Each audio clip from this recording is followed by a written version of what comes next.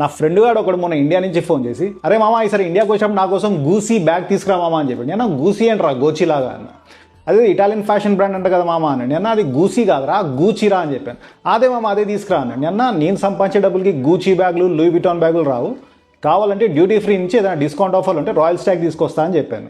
వాడు సరే మామ అదైనా పర్వాలేదని చెప్పాడు. సో ఆ విషయం అలా సాల్వ్ చేశాను. కానీ ఈ వీడియోలో మీకు కొన్ని ఫ్యాషన్ బ్రాండ్స్ని ఎలా ప్రొనౌన్స్ చేయాలో చెప్తాను. ఒకవేళ మీరు ఇంటర్నేషనల్ లెవెల్లో సోషలైజ్ అవ్వడానికి ట్రై చేస్తుంటే you should know how to pronounce certain brands and names.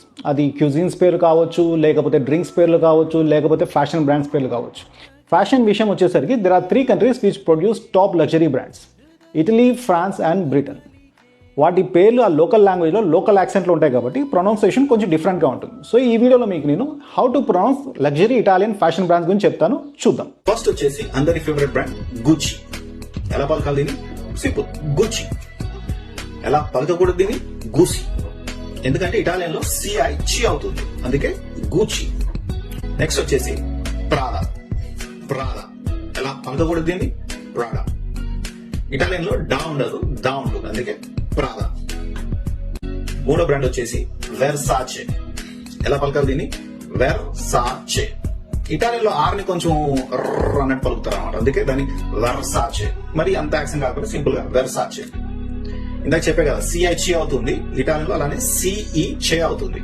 చి గుచ్చి, సిఈ చే, వెర్సాచే. నెక్స్ట్ వచ్చేసి వలెంటీనో. మరి ఇంగ్లీష్ యాక్సెంట్ లో చెప్పడానికి వాలెంటీనో అంటారు, కానీ జనరల్ గా ఇటాలియన్ యాక్సెంట్ లో ఇది వచ్చేసి వాలెంటీనో. నెక్స్ట్ వచ్చేసి రొబెర్టో కవాలి. దీన్ని మనం సింపుల్ గా రొబెర్టో కవాలి కూడా అనొచ్చు, అంతగా యాక్సెంట్ వేసిన అవసరం లేదు, సింపుల్ గా రొబెర్టో కవాలి. నెక్స్ట్ బ్రాండ్ వచ్చేసి డోల్చే అండ్ గబానా. ఇందాక చెప్పే కదా సిఈ చే అవుతుంది, అలాగా వెర్సాచే, అలాగే డోల్చే అండ్ గబానా. నెక్స్ట్ బ్రాండ్ వచ్చేసి జార్జియో అర్మానీ. ఈ పేరు కొంచెం సింపుల్, జార్జియో అర్మానీ. తర్వాత జార్జియో అర్మానీలోనే ఇంకో బ్రాండ్ ఉంది, ఎంపోరియో అర్మానీ. ఓకే. నెక్స్ట్ వచ్చేసి బొట్టేగా వెనెటా.